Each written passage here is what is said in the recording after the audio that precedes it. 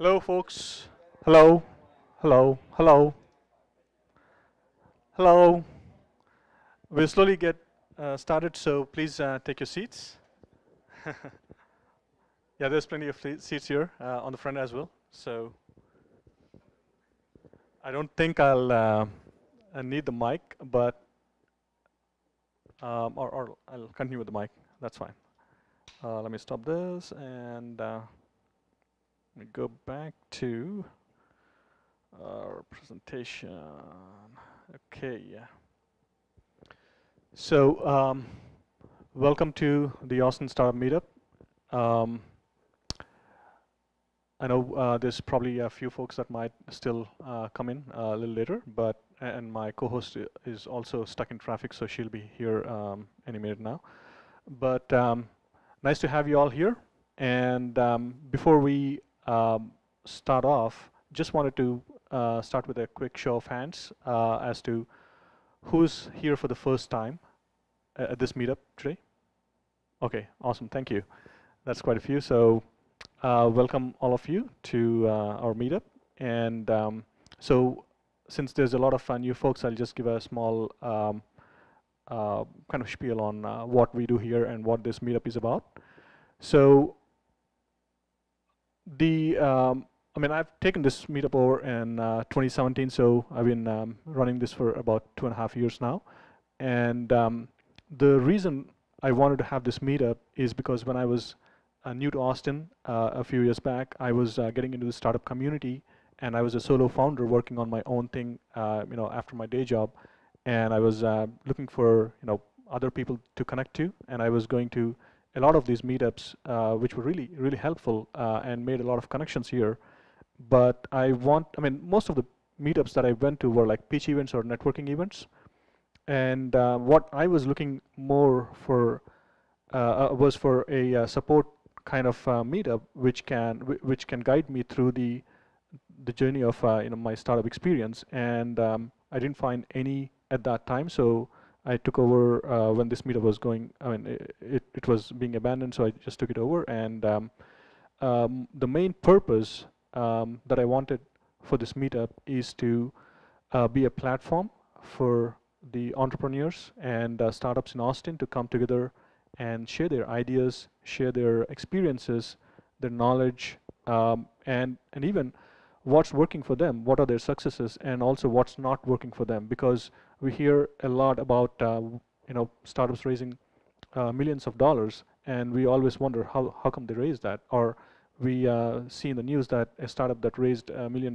last year went bust, and we wanted to know what happened. So unless we know both sides of the coin, we can't really make a good judgment on whether we are doing things right, especially things right in the city and the town we are. Because the success that we hear in faraway places like San Francisco and the Bay Area might not translate. The same kind of techniques might not translate for us here in Austin, because it's a completely different ecosystem. And even if you look at the funding and other avenues, Austin is completely different from other places. So I wanted a platform where people can come and share those first-hand experiences, so we can all learn from each other.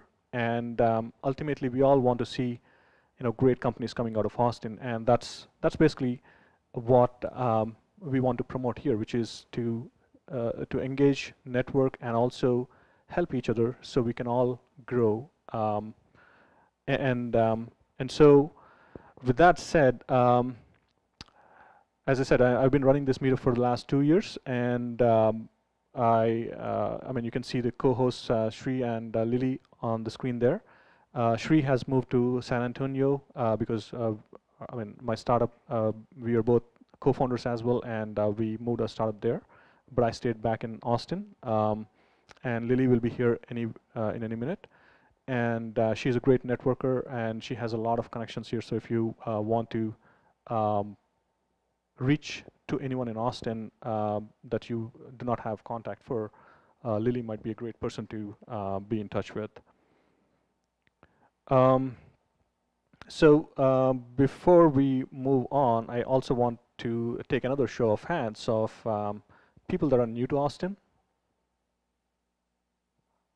Awesome. Okay. And I assume you're all either working in startups or interested in startups or have your own startups. So how many of you have your own startups at this point?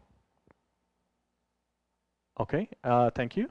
And how many of you that raised hands right now are solo founders? Okay, I think most of you.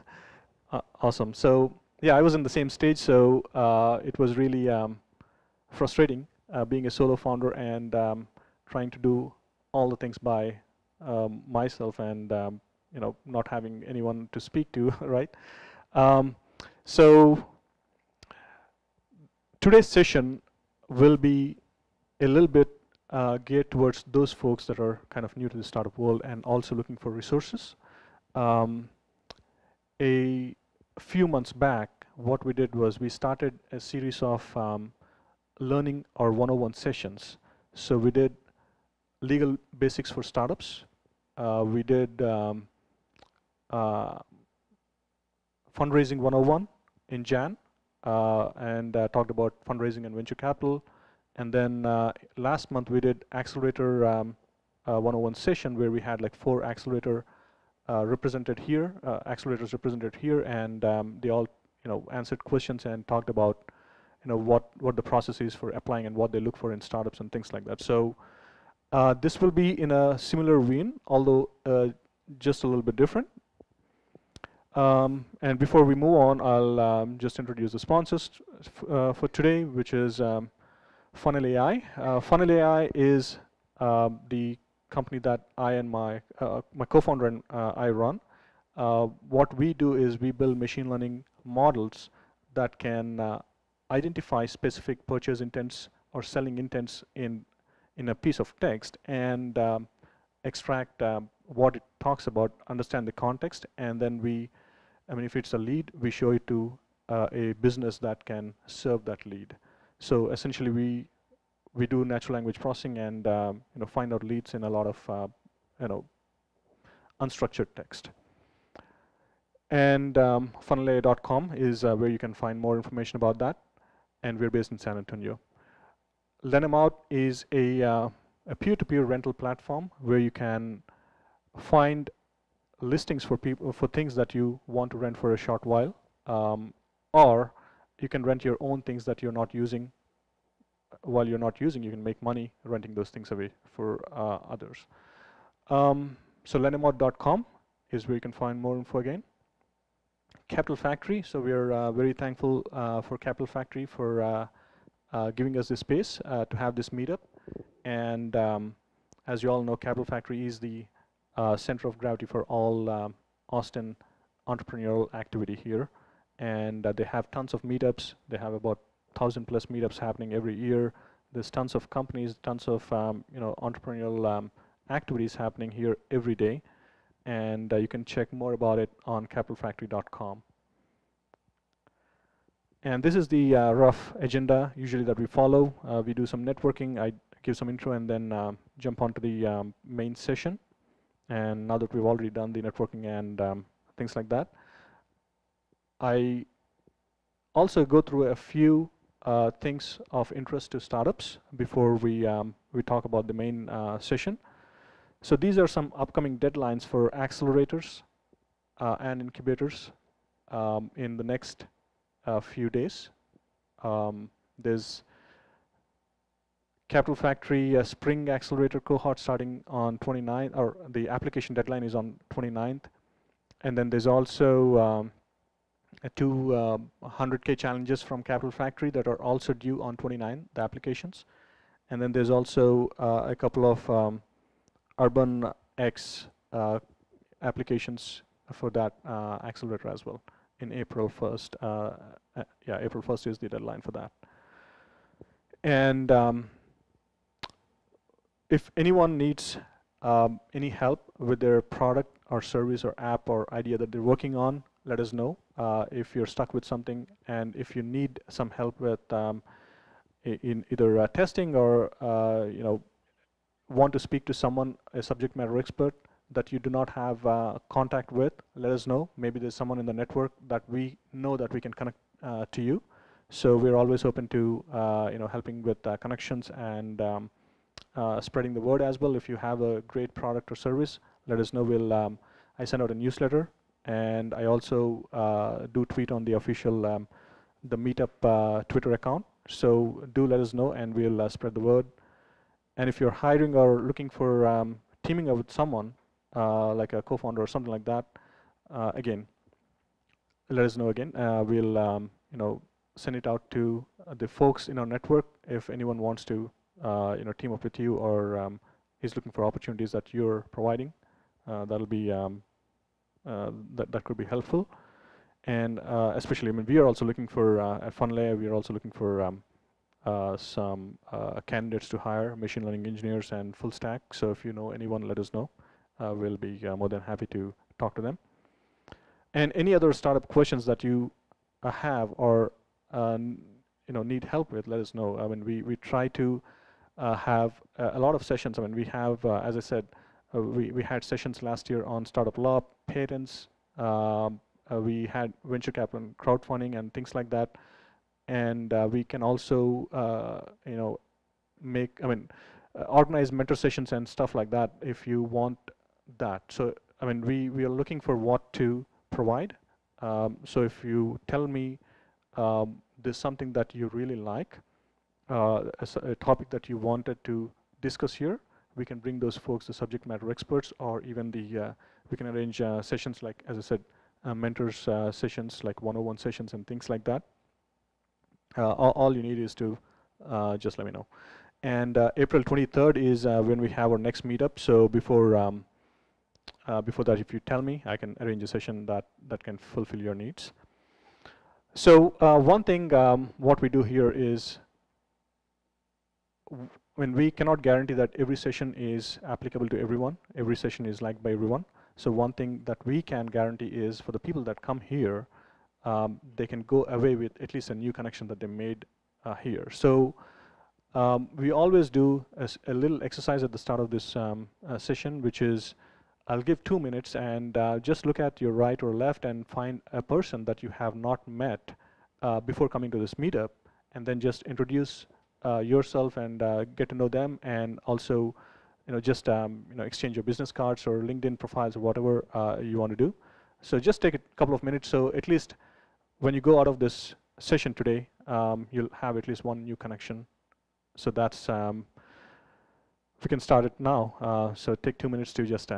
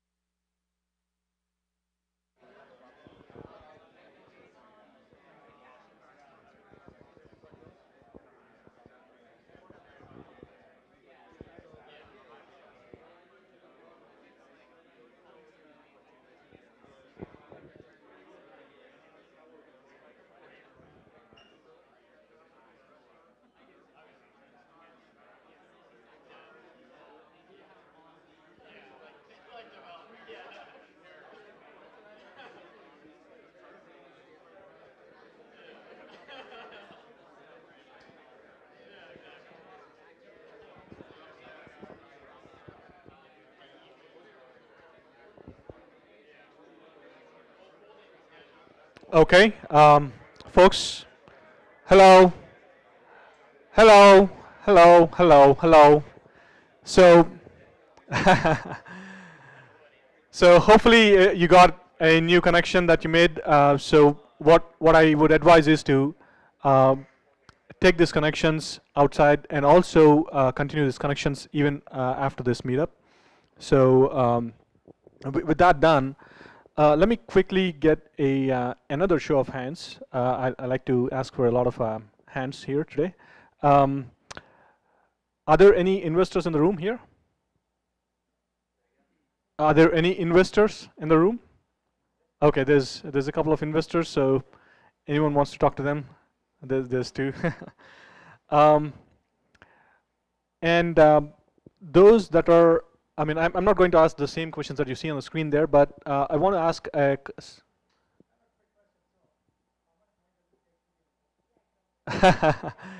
So,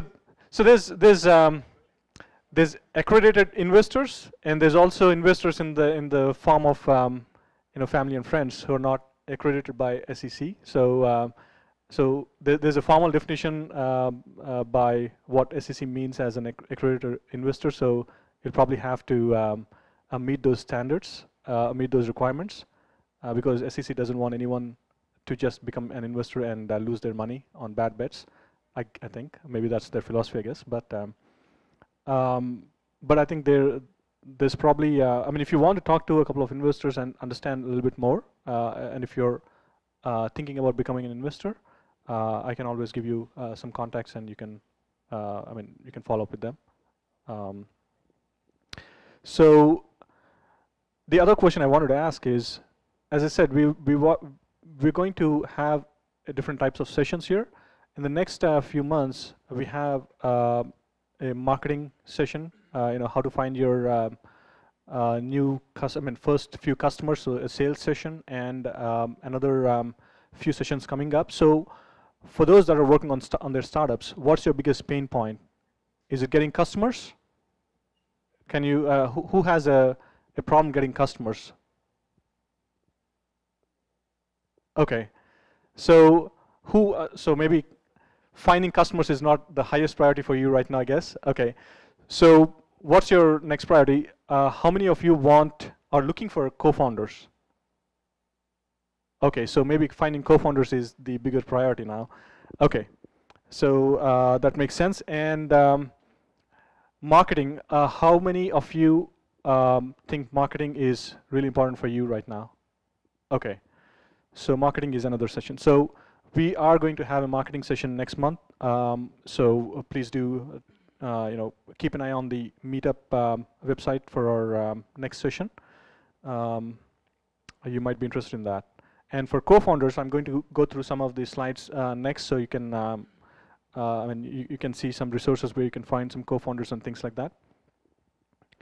With that said, let's dive on to today's session. So as I said, last few months we are having a few one-on-one sessions, and when the subject matter experts came here and talked about fundraising or legal or accelerator programs and stuff like that, I saw there were a few common questions that popped up in all those events, and the common theme there was, for a lot of the early stage founders, they wanted to know what resources are there available, I mean, for them in Austin and elsewhere, whether it's for accelerators, whether it's for fundraising, or whether it's for legal issues. So I wanted to put together a session today to run through some of the common questions that I have come across, and also hit upon some of the resources that might be available for people that are looking for, or that are new to this startup world, and also I'll briefly also point out to some resources in Austin that you can also approach. So with and this session is probably going to be a little interactive, so I'll be coming to you and maybe asking questions. So if you have anything that you had experience with as we go through these slides, please do speak up, so that way others can also understand what you're doing, and if if someone has a better way of doing the same thing, they can suggest, and it's a learning process for all of us, right? So I know whenever we start our things, our startup or side projects, one thing we do worry about is what do we do about the legal stuff? I mean, do I need to worry about incorporating now, forming the company now, or should I leave it away for later? And again, there's tons of options if you want to form a company. There's like, do I set it up as a LLC or corporation, or shall I just continue with a proprietary company? And it's all, for someone starting out new and working solo, it's all a big question as to whether they need to focus on the legal side or continue doing what they do. And that was kind of a question even I had when I first was starting out on my solo journey. And from my experience, talking to a lot of the folks that I came across, the overwhelming majority of the people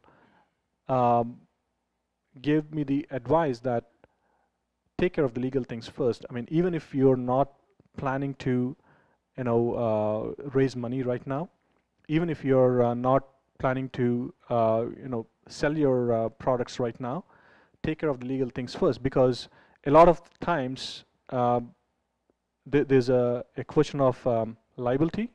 There's a question of also contractual disagreements, and there's also, if there's multiple people working on the team, like there's 2 or 3 co-founders, there's also always a question of, I mean, who gets what. And when it comes to actually putting it down on a contract, I mean, you don't want disagreements later, right? I mean, after everything is running smoothly and you have customers and all those things, you don't want things to rock the boat at that time. So the majority of folks have, at least in my case, when I asked this question to a lot of folks at that time, they told me to take care of the legal, even if you're the only one working on it. Just think about briefly about what you're going to do with this. Are you going to continue with this as a bootstrapping company, or if you want to take care of it, take this towards a venture funded company in the future. So if I were to go towards keeping this company as a bootstrap company, not taking any venture funded, not getting venture funded later, they said, I mean, go for an LLC. But again, it depends, right? I mean, some people might start with a small idea that might grow, and your roadmap, changes while you start working on things. And so, if there is at least an intent to go towards getting venture capital, or in any sort of venture funded ideas that you have in future, the overwhelming majority of the opinion was that it's better to start with a C Corp, especially a Delaware C Corp.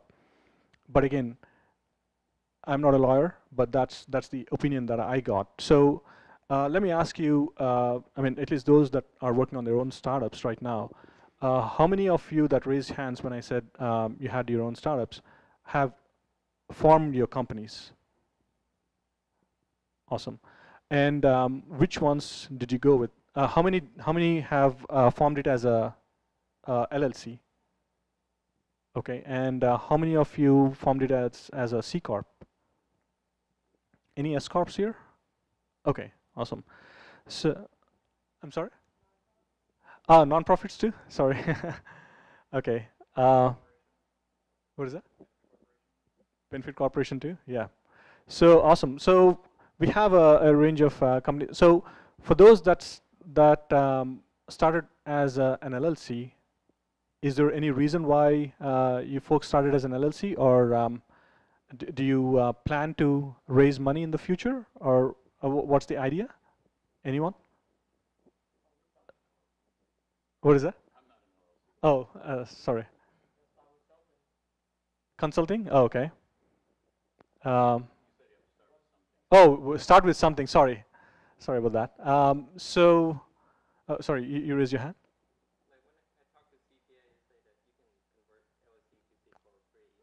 That's true. Yeah.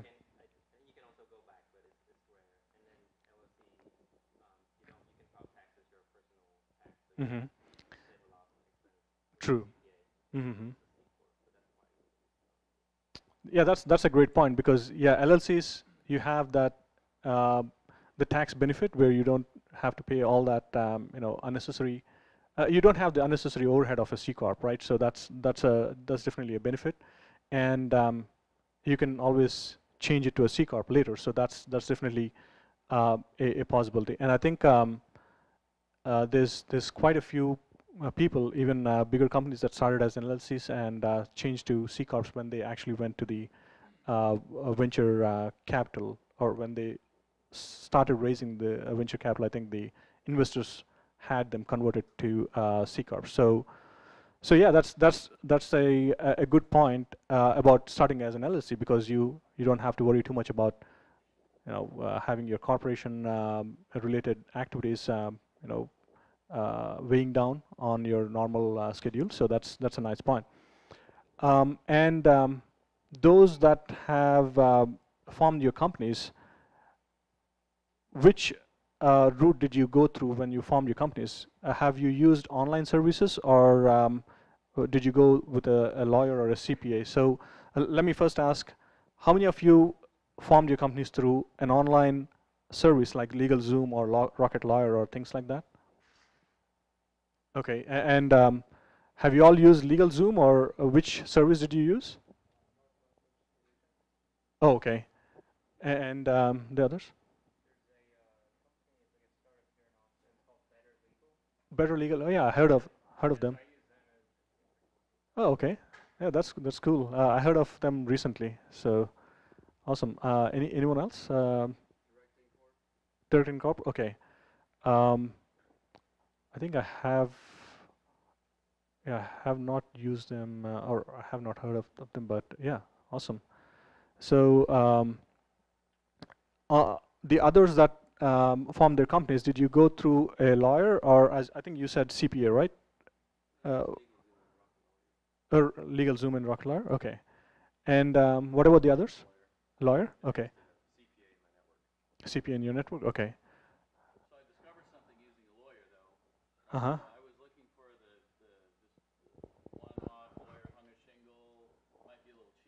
Mm-hmm.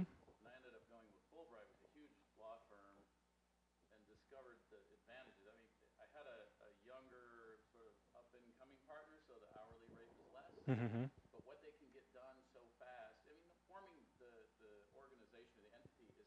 Yeah.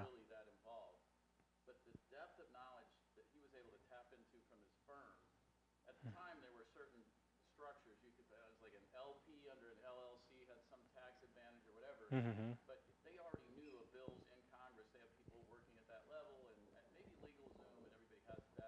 Mm-hmm.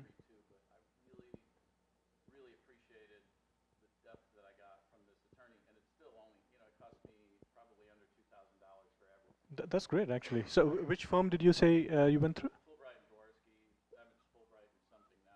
Is that an Austin-based company, or? Oh, okay.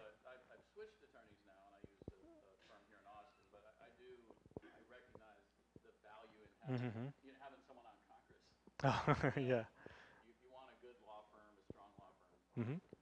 Awesome. So, yeah, I think um, there's lawyers that, I mean, there's firms that charge you a lot, and there's also firms that can bring you the same value with not that much cost upfront, right? So that's awesome. Um, yeah.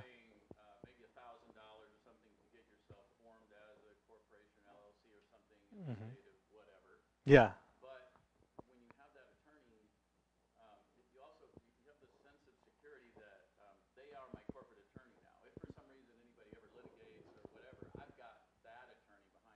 Hmm. Yeah.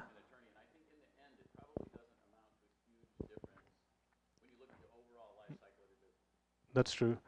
Yeah, I think yeah, for those that especially go with corporations, I think attorneys would be really helpful, because that really they know what they're doing, and they just do it really fast. I mean, especially those that are experienced in that field. So um, I think I have used the Yeah, we've used that the firm there, Roberts Foster. That's a Dallas-based firm, but that attorney Ryan Roberts writes a. I'm sorry. Oh yes, sir. Sorry. Go ahead. Oh, okay, okay. Sorry. So what I was saying about Ryan Roberts was he writes a very popular blog called startuplawyer.com. I don't know if you guys heard about that, or it was really popular a few years back, but now I mean, his firm has grown, and he now has partnered with a few other attorneys, and I think it's a bigger firm now. But yeah, even they were able to do it for less than $2,000, and it was a really smooth process for the C corp that we did. And which one did you want to suggest?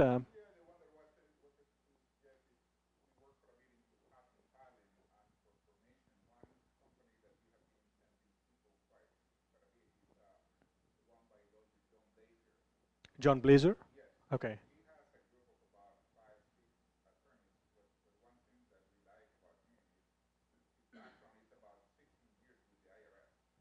Okay.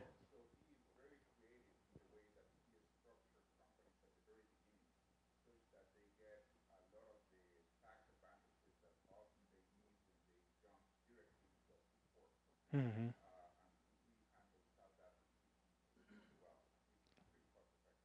Awesome. Thank you. So John Blazer is the name, right? Okay. Okay. Awesome. So if anyone is looking to go through an attorney for startups, I think we heard two names. One is John Blazer, and then there's this Fulbright, and then there's Brian Campbell. Hmm. Awesome. Thank you. Yes, sir.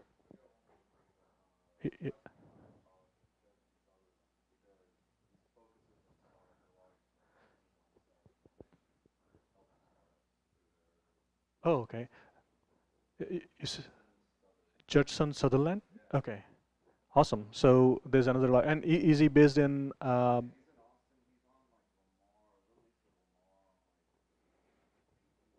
Street? Okay. Oh, okay. Got it. So that's another lawyer if you guys want to take a note. And these are all there's excellent lawyers in Austin for those that want to go through the firms. And Leon Hayes, the one there, Andrew Eisenberg is also very active in the startup community here, and he's very very approachable too. He used to run a meetup called Startup Law here in Austin. In the same building as the Amazon building at Domain, if you know where it is on, I mean, right across IBM. They have their office, I think, a floor below the Amazon floor, and they're really, really active here. And he's a very approachable guy. If you ever want an introduction, I can definitely make that introduction. Yes, ma'am. Uh-huh. Mm-hmm. Oh, okay.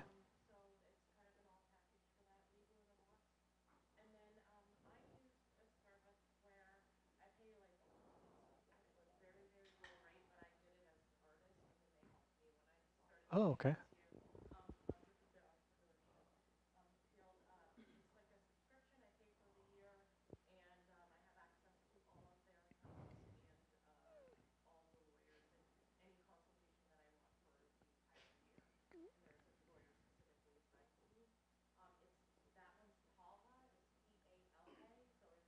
TALA?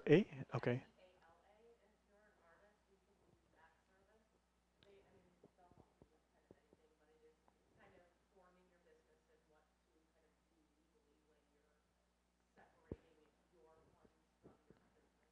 Awesome. So Tala and the other one was legal in a box, right? Okay, awesome. So those two are something that I have never heard. So that's really helpful.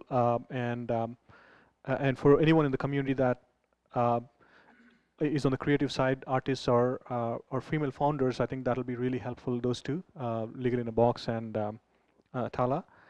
And I'll also share all these things that we just hear about. I mean, by the way, there's my co-host Lily Chow there in the corner. So she has a lot of network here. So if you guys want to talk to anyone in Austin, you can just ring up Lily and she can connect you.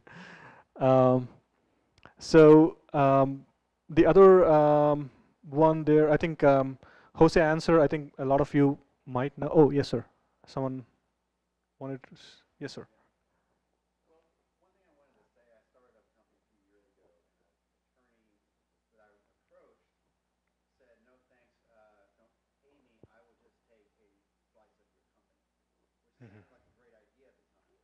Mhm.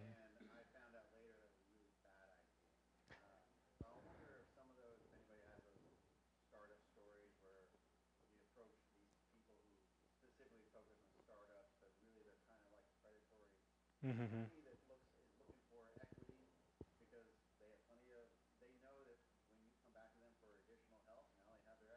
Mhm. Yeah.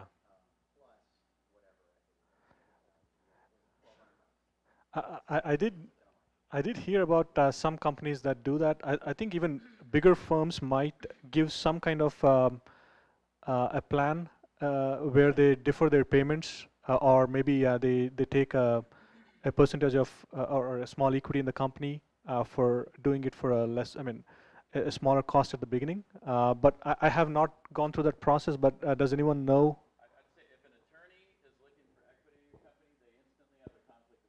Mm-hmm.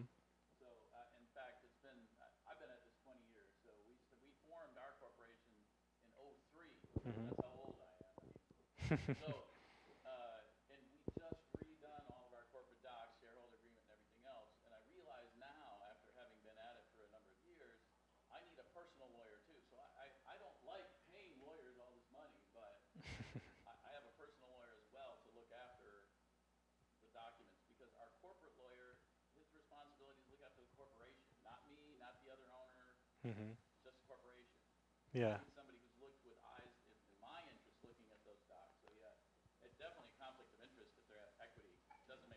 Mm-hmm.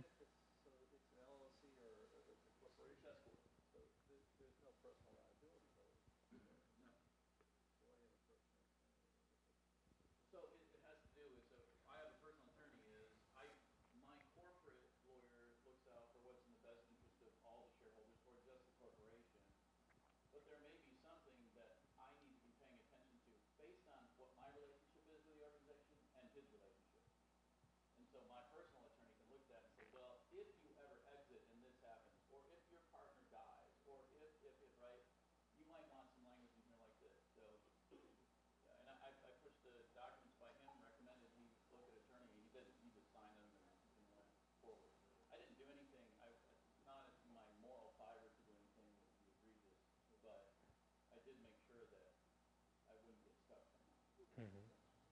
I know there's, yeah, yes, sir.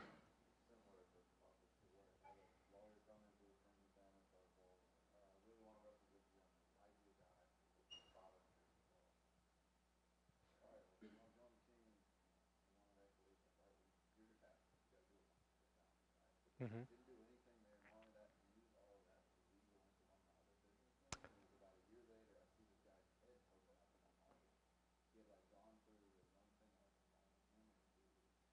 Oh no.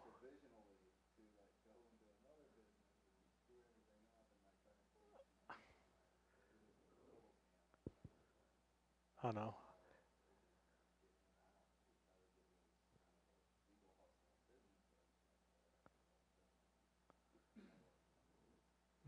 Yeah, that's bad, right? I mean, that's defeating the purpose of being your lawyer. I mean, I know there's someone else that wanted to speak out. Yeah, yes, sir.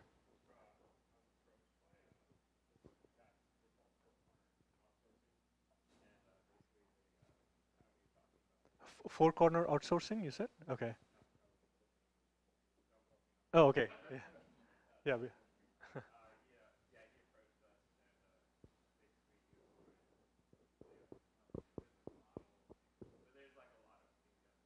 Mm-hmm.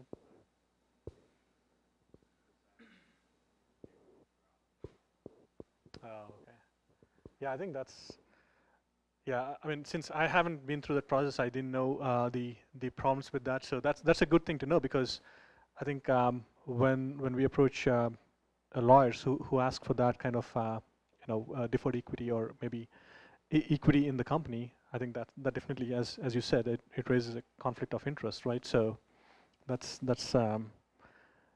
going against the the business itself, right? So it doesn't really help us. And I know I heard that some of the big companies, even bigger firms, do that, but I don't know whether they have like a more stringent standards because they have been established in the industry for a long time, or yeah, that I don't know, but yeah. Even if I ask my attorney to represent my interest in the Mm-hmm. corporation, I already know what his answer will be. You'll need to find another attorney because there's a Mm-hmm. conflict of interest. Yeah. So I know I have a good attorney because of that, right? Mm-hmm. So if that attorney is an owner, Yeah. that's an extreme conflict of interest, right? And they also So have the it should leverage. be represented by the legal Yeah. team. It should represent the organization. Everybody needs their own attorney. Mm-hmm. Yeah, that's a good point actually.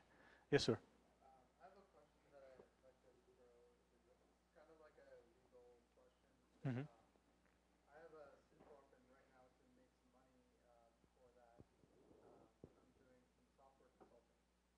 And my question is, like, do I need to protect myself with errors and omissions insurance before I get more clients, or is there some level of protection for me, or what happens if all of a sudden I take on somebody to have a contract and they say you didn't fulfill your contract,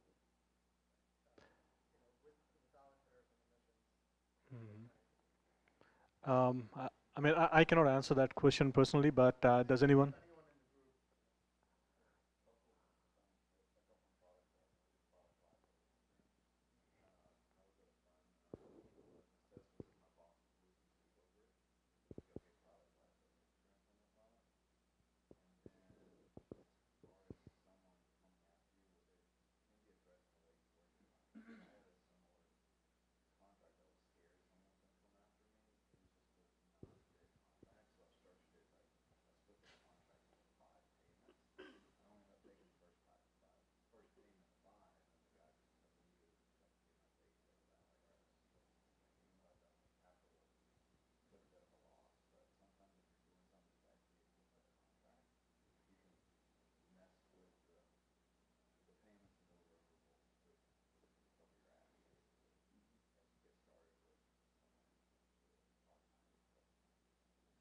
The interesting thing with insurance, and it connects with this legal thing, they have a legal team. They don't want to pay a big claim. So if somebody's suing you over something, and they know they may have a claim in it, they've got the best lawyers, man. And so if you have some chump just wrote you a letter trying to, you know, put the fear of God in you somehow, right? They're going to lawyer up on him, and it's really great. I mean, insurance companies do provide that value. So I think of an insurance policy more than just, oh, it's going to cover everything but the first 50,000 or whatever. Mm-hmm. No, I've got attorneys that are going to settle and probably just put the thing to bed. So it's not a bad idea. You should check it out. It's tough to find insurers, though, I'm finding, who want to write policies under $10,000 annual premium. I mean, if you're raking it in, well enough that you don't mind dishing out 10 grand, that's cool. But you could probably get something for under 5 grand that would really cover you pretty well. Do you have employees? You had something to say? I agree with that assessment of what is actually a good idea to consider because it lowers your exposure. But other than that, you're going to turn that around to get more business. Other customers feel more comfortable. They know that you're actually insured because they believe that you take your work seriously. It's still, it would be good for you to consult a lawyer or somebody that knows about licensing the contract that the business would do.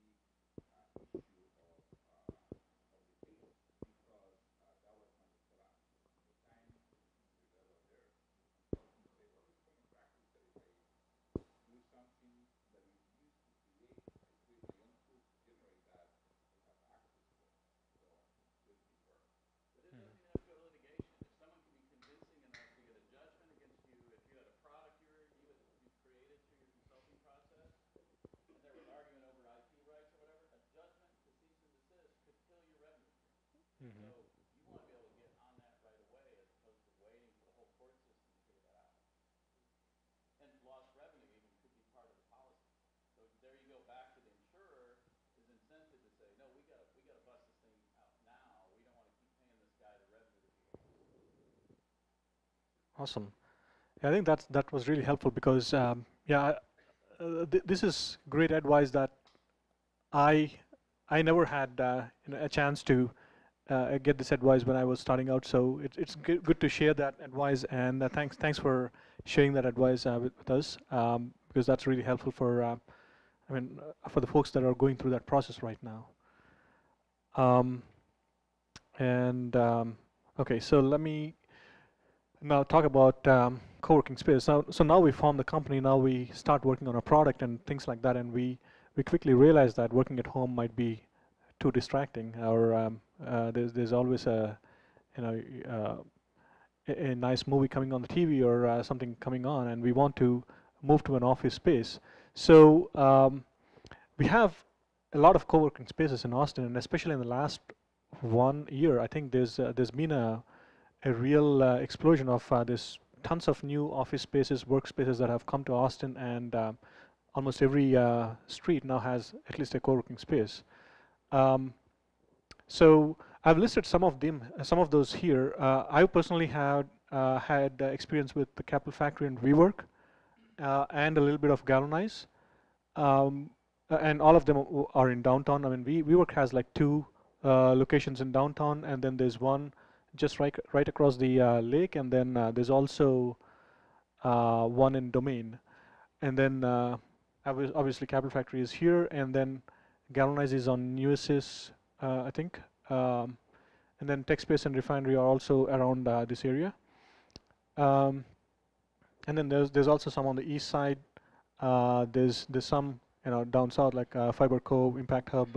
Impact Hub has I think 2, one in North Austin and one on the south, and then the last one, I think the one Reset that I mentioned there in the ad hoc. I don't know if you got my newsletter. Reset is a startup that has that was started by one of our members here, and she started it I think 2 years or no, year and a half back or something like that. And the idea that they're pursuing is that instead of having a fixed co-working space where you pay a monthly membership to and then go and work only there, Reset, what they do is they have partnered with a lot of these dine-in only restaurants, and when the restaurants are closed for the day, they actually turn them into co-working spaces during the day. So you can get a membership at Reset and then go to any restaurant that they have partnered with, and I think they have like 3 locations now, and so you can go there during the day and work out of that restaurant, and I mean you can change. I mean you can go to a different restaurant the next day or whatever. So it has been. I mean I think the I also sent a discount code that the founder gave me this morning or last time I met her. So if you go to reset.io, or not reset.io, sorry, hitreset.io. So hitreset.io is where that website is, and you can actually go to hitreset.io/try, and you can enter this discount code called Meetup. Sorry, not Meetup. Sorry, I'm looking at the wrong thing again. ATX Meet. You can use this promo code ATX Meet, and you can get like a free week that you can try there. So, and I would strongly encourage you, if you're looking for a co-working space, I would strongly encourage you to try this out, because again, she is one of the founders from Austin, and we want to help each other. And I mean, if you don't like that, I mean that's fine too. Just I mean we can pass on that feedback to her, and I mean that way she can fix that kinks in her service and then make it much better. But that's an Austin startup. Yes, sir. Only in her territory that she covers these restaurants is only in Austin, I think it's the 3 locations that they have are only in Austin for now, but I think they're still trying to expand. So they're kind of a little bit early stage even now, but yeah, I think let me go here. So they have hitreset.io. Yeah, hitreset. Yeah, .io. And I think they have one on Clarksville, West 6th Street, and East Side, East Cesar Chavez. And then they had one more location. I think they may be updating that soon. So they have 3 locations in total, and they're still expanding. So again, they're in a very early stage. So I think they'll expand a little slowly until maybe they're ready for funding or things like that. But I mean, if you're in the market for looking for co-working spaces, please do check it out and support that founder. Her name is Siri Chaka, and I can connect you with her if you want to talk to her or get in touch with her to provide feedback, or maybe to just connect with her and learn more about Reset. And then there's obviously coffee shops, and there used to be one meetup called Coffee Bedouins or something like that, where they used to, I mean, that meetup used to happen once a week, and they used to meet at a different coffee shop every week, and they used to just work on the things that they wanted to work on. I mean, oh, is it? Crush Your Side Projects? Oh, okay. Is that like a meetup that meets every week?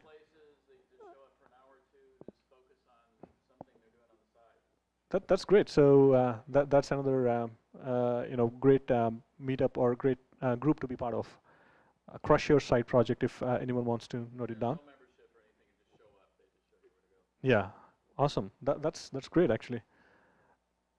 I think there used to be like a couple of them like that, and I know Cafe Bedouins has probably gone down in activity, but Crush Your Side Project might be the one that's where people are going now.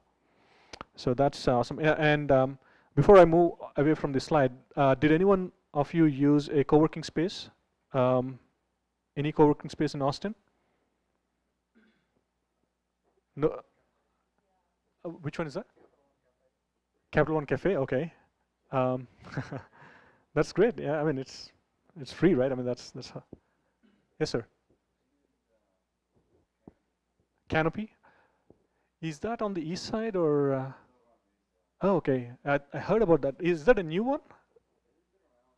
For a little while. Oh, okay. Oh, okay. That's great. And I think there's one.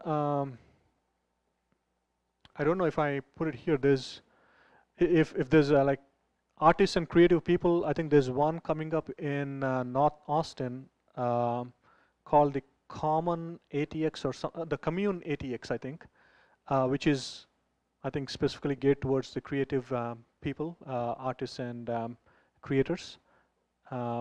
That's a new one that's coming up, and I think there's a few here in downtown as well. I forget which one, which also have like a photo studio and things like that. If you need that for your startups, um, but um,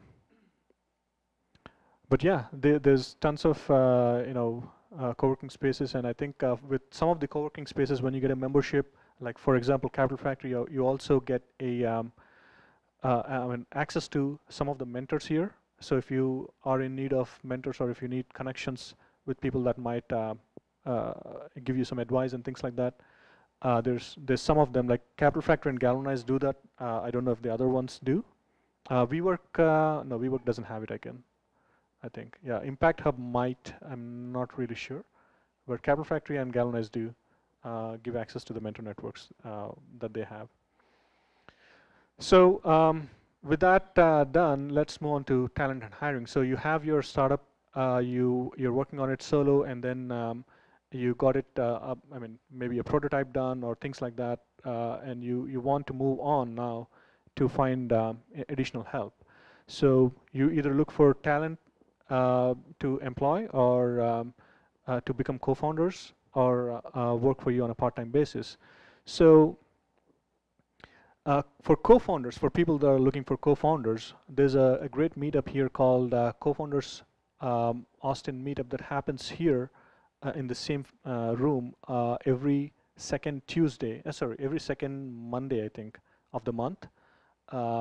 It's on the meetup.com website. You can look for co-founder Austin Meetup. But that's a great meetup to go to because there's a lot of people that come there, and their format is that they have like 4 or 5 companies that they invite each month to come and pitch, and all those companies give like a 5-minute pitch, and you can listen to those pitches and also give feedback and have a Q&A with those companies. So if you are looking to connect with those companies or looking to connect with a lot of people that are interested in becoming co-founders and people that might be interested in joining the startups, that's a great meetup to go to. And I mean, again, Austin Startup Meetup, there's some people that that might come here and look for co-founders. So if any one of you is looking for a co-founder and anyone is willing to, is available to, help on a part-time basis or, give some technical or otherwise help, I mean, we can do it. And with that, let me ask a question. I know there's a few people that raised their hands when they said they wanted co-founders. So I'll pose the other question, which is anyone available to help with projects on the technical side or on the sales side? Awesome. So I know some of you also wanted co-founders. So if you talk to others that raise their hands, and if you think there's complementary skill sets that you can trade, like if you can help the others in sales and they can help you in technical side, please do connect with them and try to help each other, and that way maybe. I mean, a funny story here is that when I first started this meetup, as I said, I was working solo at that time, and my co-founder at the current meetup that I'm part of, he came to this meetup and we kind of chatted, and over the course of the next I think it was 2017 Feb, March and April, we chatted, and then I started helping him, and we started collaborating basically, and we applied for an accelerator down in San Antonio, and we got into that, and now that after that we became co-founders, and so that's how I met my co-founder. So hopefully, if you also find someone that can complement your skills and become your co-founders, that'd be great. Yes, sir.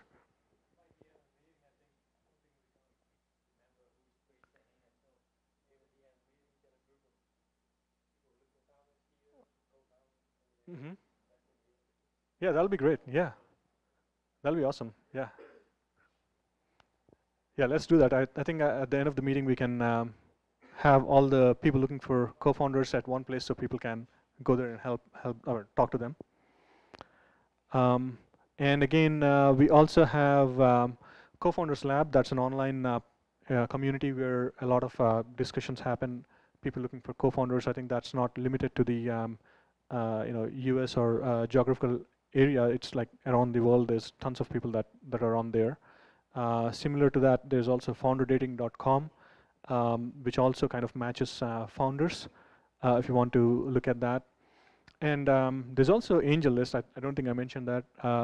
In AngelList, if you're looking for co-founders, you can actually post a job on AngelList saying that you're not willing to pay them compensation. If you can, that's great. But if you're not willing to pay compensation, but if you are okay to take them on equity and they're also okay to join you on equity basis, you can actually post a job with just saying, this is a position only on equity basis with this much equity that I can give in the company, and there might be people that might be interested in that position, and you can find co-founders there as well. So AngelList is also a great resource. And then there's also a huge Facebook group called Austin Startups. I don't know if you are part of that.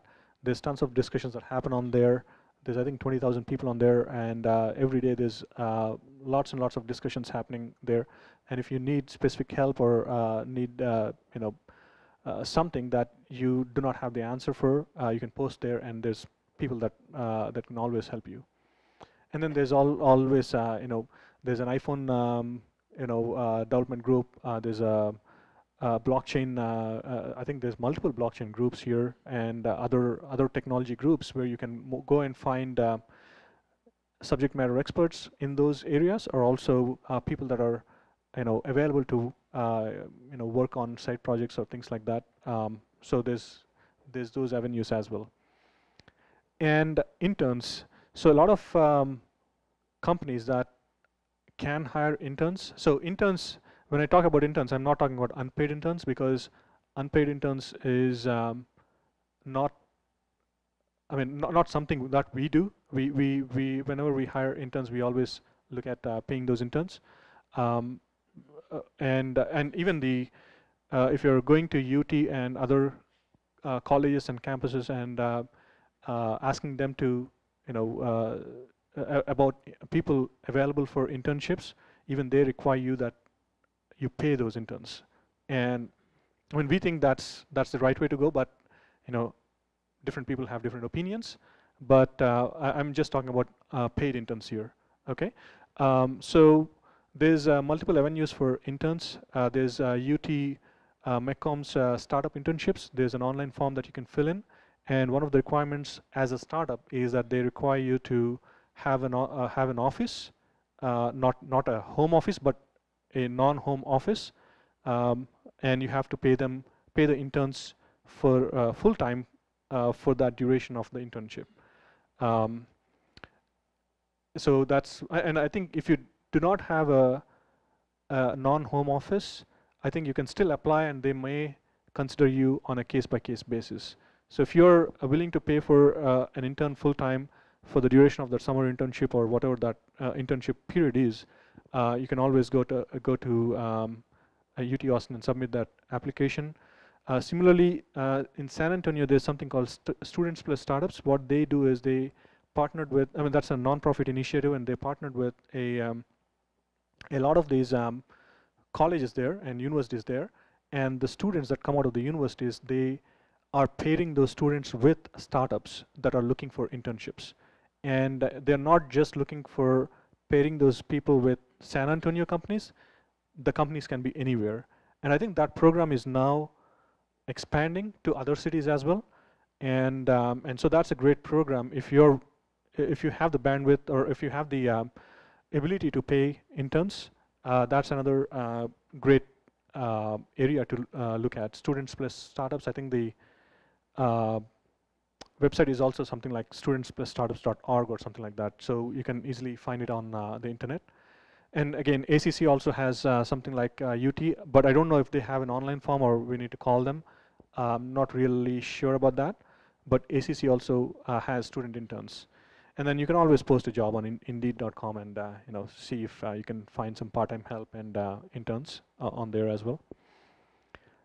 Employees, LinkedIn, AngelList. I mean, just going back to that Students Plus Startups, since we are based in San Antonio and we have a really good relationship with the university there, we actually hired a couple of people from the Students and Startups, and it was a good experience for us and also for those interns. So we have experience with that. But I haven't, we haven't hired anyone from UT yet, so that's kind of an avenue that you can look at. But personally, we don't have any experience with UT interns. Employees, again, there's tons of places to find employees. LinkedIn, AngelList. University partnerships are a good way to find employees as well. There are, especially for people that are in PhD and other avenues, master's and PhD candidates that may want to still pursue their studies, but want to take a small break and help with companies and earn some money. A lot of people overlook that avenue at universities. Universities do have a lot of candidates that are willing to take a short break and do help companies. So we did hire a few people like that, master's candidates and people doing their PhDs like that. and it was a great experience for us. So please don't overlook that. I mean, especially if you want experienced folks and you don't find those folks, or you're not finding those right folks in the market. That's a great place to look at. And there's Austin Developer Community. I don't know if the community organizer is here today, but they are actually creating or they already created a non-profit initiative for uh, any, I mean, for employees or prospective employees from any background to talk to companies that are hiring them, that are open to hiring, and instead of going through middlemen, so instead of going through a staffing company and reaching out to companies, they are actually creating a local nonprofit initiative here that focuses on diversity and inclusion and looks at all backgrounds, I mean people from all backgrounds, and they try to connect them with companies that are hiring, so that way you know they don't need to go through a middleman or a staffing company to reach out to the companies. And they're also planning a hackathon event or a hireathon event or whatever they're going to call it, but they're planning an event where the companies will come and give some um, exercises for the prospective hires, and hire those folks. That's going to come in I think August. I think you can go and look at austindevelopercommunity.com or .org, and it's also um, on my newsletter. So yeah, austindevelopercommunity.com. So you can go there and find more information about that.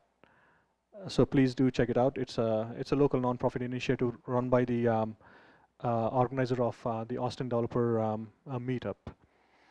And again, there's also staffing companies and Upwork.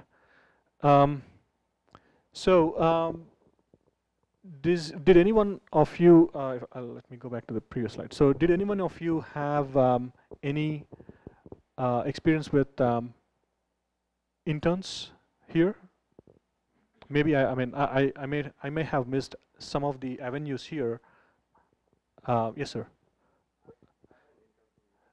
From UT? Oh, okay. So was it an easy thing to hire? I mean, oh, okay.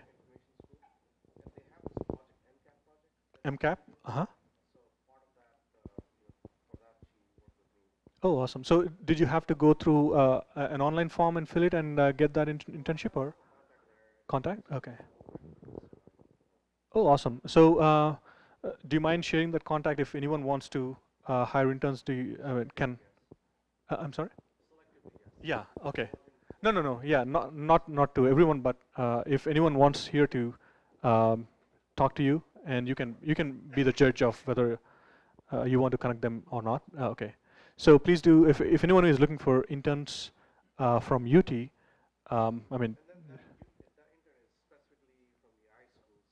Mhm. Okay. Awesome. Yes. St. Edwards. Okay.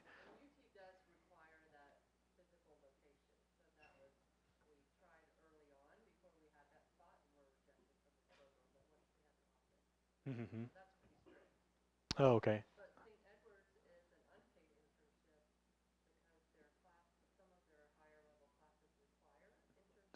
Oh, okay.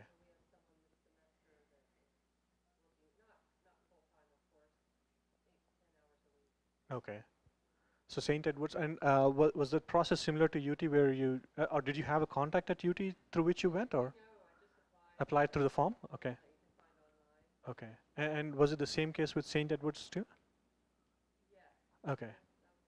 Okay. Awesome. So that's another avenue if you want to look at interns. Anyone else had any experience with interns here? Nope. Yes.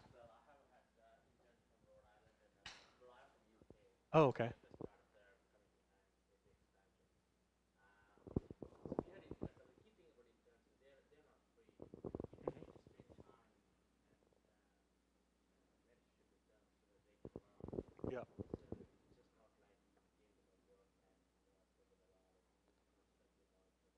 I think UT has one of the requirements as that you have to, uh, you know,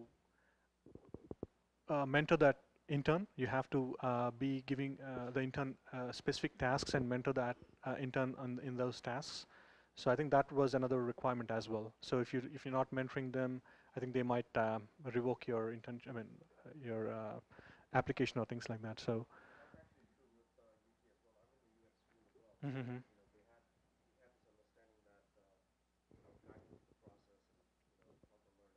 Right.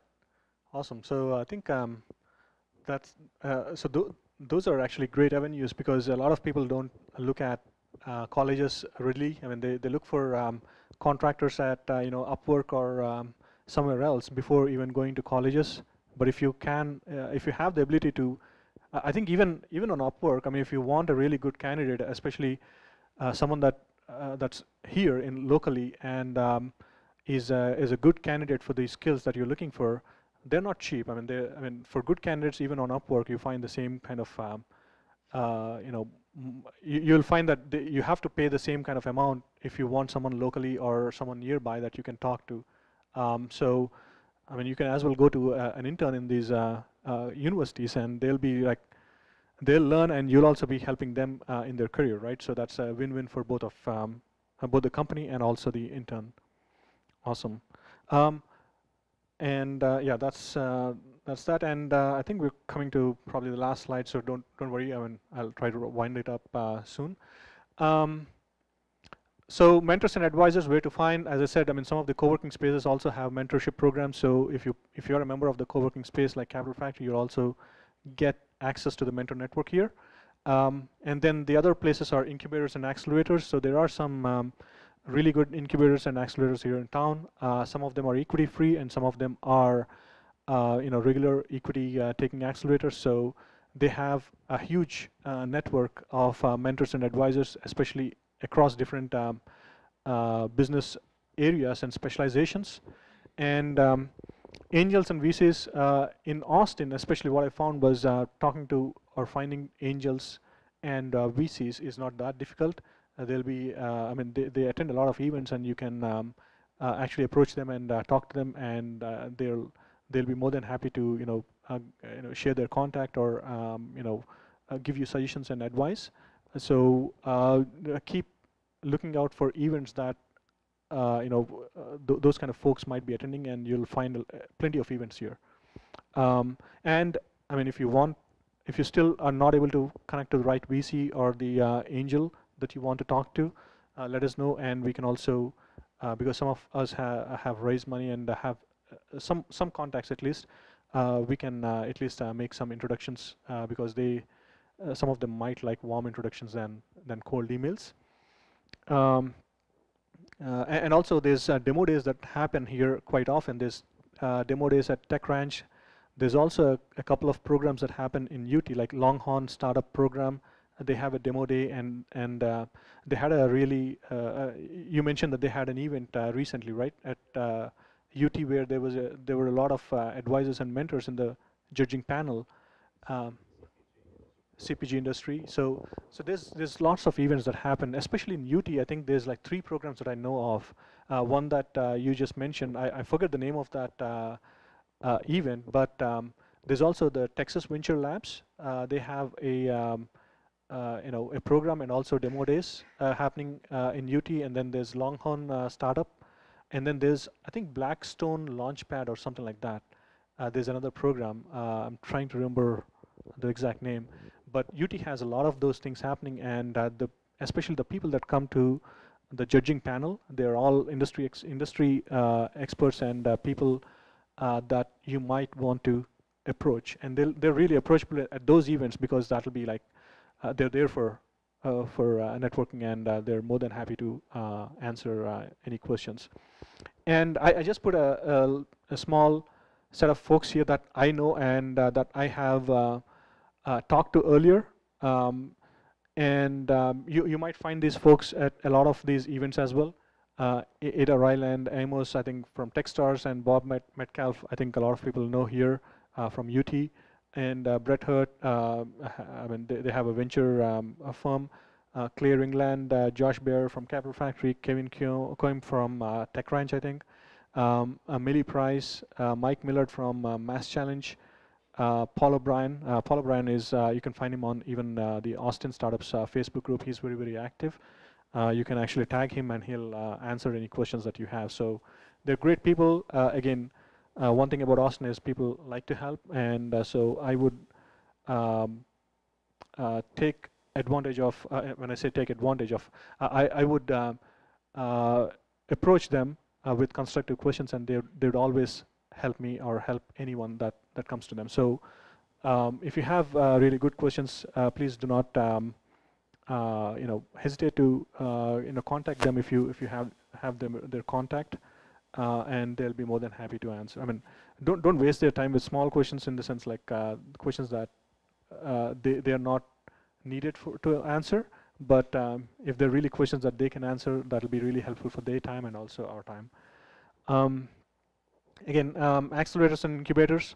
There's equity-free accelerators in town called Mass Challenge. It's a global accelerator. They have tons of programs, not only in the US but also elsewhere.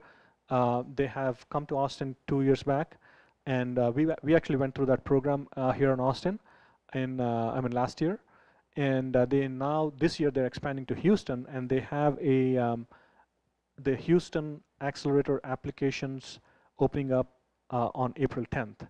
And their Austin Accelerator program for this year, the application deadline was done on March 15th. So that's already done for this year. But Houston is opening up on April 10th. So keep an eye on that. And they're, as I said, equity-free accelerator. They're a great accelerator to be part of. If not for the least, you at least get free office space, free mentor network available, and free sessions throughout the accelerator program, and even free perks through Stripe and all those credits that you get, AWS, Stripe, and Azure credits. So, if you are able to get into the program, that's a really great resource to take to help you in your growth.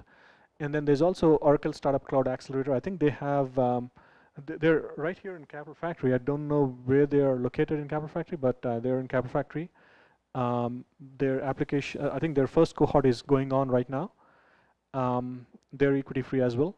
And Tarmac, Texas is also, I don't know where they're exactly. I don't think it's in Capital Factory, but they're an equity free accelerator, but this year are focusing on clean technology or green tech.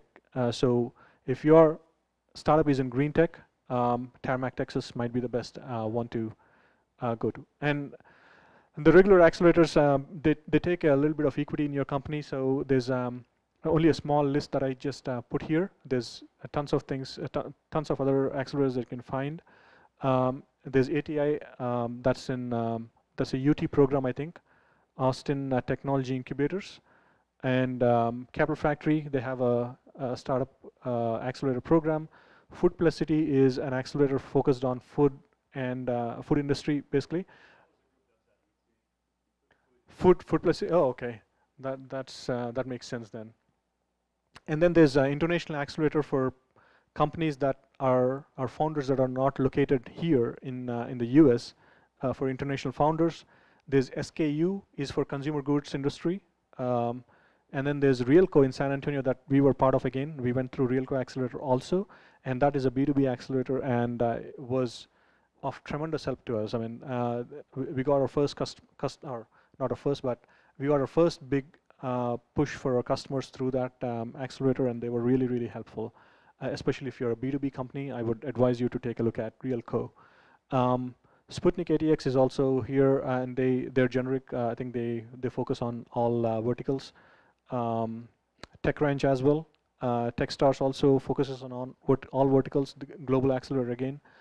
Texas Venture Labs is, I think, again a UT-based accelerator or venture, or I think it's an accelerator, not an incubator, but. You can look for all of those applications and things like that online. And what you get off these accelerators, at least what we, when we went through the Mass Challenge and the RealCo accelerators, what we found the biggest advantages for us are the mentor and advisor network. That's the first thing, and investor introductions. When we were ready to raise our rounds, they were able to make us make introductions to investors for us. So those were the two biggest takeaways for us. I mean, and also we were a B2B, we are a B2B company, and when we wanted to approach businesses that did not know who we were, their introductions to the people that the decision makers in those businesses really helped us. Otherwise, I mean, we would not be able to even get to the decision makers when we wanted to talk about our product. We would always be, talking to and the folks at the bottom of the pyramid who would not even let us go to that decision maker if it were not for that accelerator, the introductions we got through those accelerators. So those were really tremendously helpful, at least for us. And I mean, you'll also get free press. I mean, if you're part of an accelerator, they always blast our Twitter things and Facebook posts, and they also have periodic magazine and news articles published, so you'll get free press as well. So then yeah, funding, again, I'll just run through this slide, and we can discuss more about it if you want. Austin is traditionally not a very VC oriented marketplace. If you're a startup looking for VC money, I would say Austin is probably not the best place to start with. You would be better served by going to Bay Area or California or somewhere like that. But people here really value bootstrapping and the effort that you put into the startup. So they look for revenue and product market fit before they fund you. And so a lot of companies that came out of Austin initially started as a bootstrapping businesses rather than getting funded right off the bat, like we would see in California or elsewhere. So bootstrapping is your own money or your friends and family money. But then once you're ready to go to the next round, get some investment, you have either the option of going to the angel networks, or you can raise it through venture capitals, or a mix of both. So there's tons of angel groups here in Texas. The Central Texas Angel Network CTAN. They also have office hours every month. So if you want to talk to those folks, get feedback on your product or service, they have office hours on their website, so you can log in and or you can just make a calendar sign up or something like that, and you can go and talk to them. And you also have I forget what BTAN is. Trying to remember, but anyway, SAN is the San Antonio Angel Network. You have Alamo Angels also, Lubbock Angels, Houston Angel Network, and there are also tons of individual angels that want to invest but are not part of these networks. And venture capitals, capital firms, there's tons of venture capital firms here as well, but they typically don't invest the way they do in California again. So I think the biggest thing is to keep that in mind when you're raising money. So if you're raising here, I think 250K plus or maybe even 500K plus to probably 1.5 million or 2.5 million or something like that, you can easily raise here if your business shows that potential. But if you want to raise 10 million or 20 million, I think I mean, in your initial rounds, I think maybe Austin is not the best place. But there's great venture capital firms here.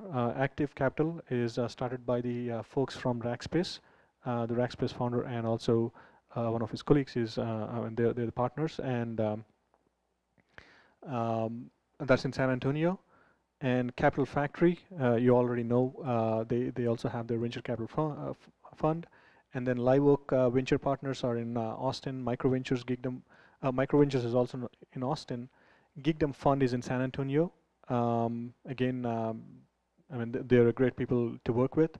S3 Venture Capital and Silverton Partners are based in Austin, and you can always find find these people at, I mean, some of these people at various events in Austin. So if you happen to come across, I mean, they're more than happy to talk to you and give you advice. And yeah, I think we've already gone through some of them. Co-founder Austin Meetup. If you want to pitch your startup or pitch your company, go there, and you can also pitch here. I mean, we do pitches once in a while. We used to do a lot, but now we cut down on pitches and more on learning sessions because of the because folks asked for those. And then for events, you all know about South by Southwest. There's also Startup Crawl and startup games and other things that happen here. Networking events happen pretty regularly. You can search for Built in Austin and Austin Inno. Those are online magazines, as well as they also have presence on meetup.com when they post their events. And then I would strongly suggest to you, if you're not part of those newsletters, Austin Startup Digest is something that Josh Baer sends out every week with a lot of upcoming events and upcoming things, I mean, news and other things related to startups here. And Texas Squared is a newsletter sent out by Mark Nathan, and that's another great newsletter to follow. And of course, I mean, we do send out a newsletter, so we are a little biased there. We put our name as well. And these are something that we already talked about. AngelList and F6S, you can find the incubator, accelerator applications. You can find tons of startup related information there. LinkedIn, you can find other folks with certain skill sets and stuff like that. Austin Digital Jobs is a Facebook group if you want to post digital jobs, tech jobs and stuff like that.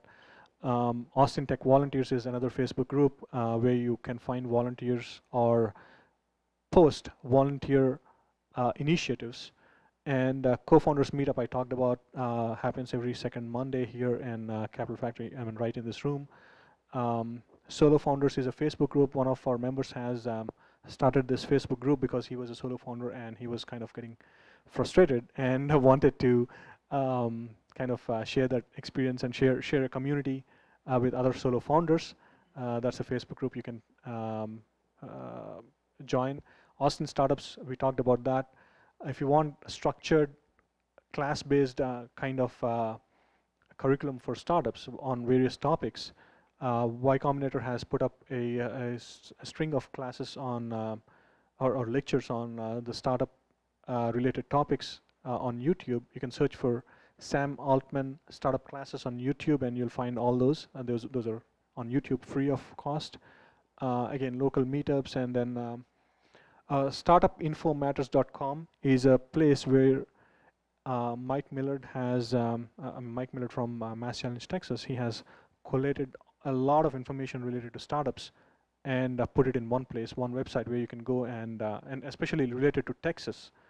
So that's more contextual for us. And if you want to get more information, go to startupinfomatters.com. And a lot of these resources that I talked about earlier, I think he kind of covered everything. So you can even find the resources I talked about on his website as well. So that's pretty much it. And if you have any questions, yeah, let me know. Or yeah, thank you.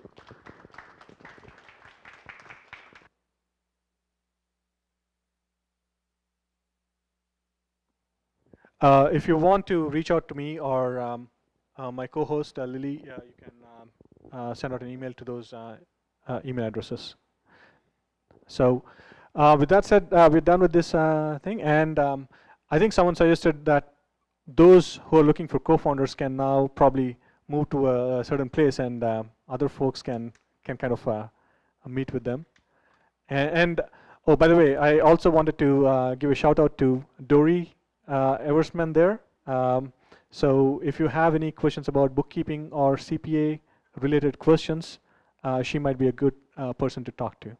So thank you all for coming.